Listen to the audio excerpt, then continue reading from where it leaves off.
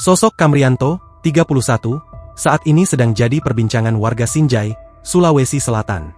Pasalnya ia membakar mobil milik Ketua OKK Partai Demokrat Sinjai, Iskandar.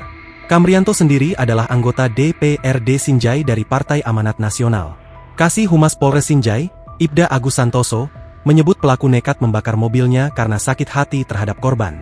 Motifnya, Kamrianto merasa sakit hati karena menganggap korban menyembunyikan keberadaan Sahar, 33. Ujar Agus Santoso, Jumat, 7 November 2025. Sahar merupakan kerabat dekat Kamrianto yang sebelumnya dilaporkan ke polisi karena diduga berselingkuh dengan istri Kamrianto, DA, 28. Kamrianto menuding Iskandar bersekongkol dengan Sahar dengan menyembunyikan keberadaannya. Sahar dan DA sendiri kini telah diperiksa oleh unit PPA Polres Sinjai. Namun keduanya membantah tudingan perselingkuhan itu. Pertemuan mereka hanya membahas kerja sama bisnis program makan bergizi gratis, MBG. Persoalan pribadi itu memicu amarah Kamrianto hingga berujung pada dugaan pembakaran mobil Iskandar.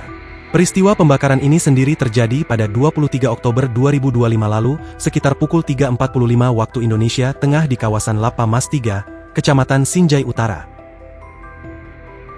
Download Tribun X sekarang, menghadirkan lokal menjadi Indonesia.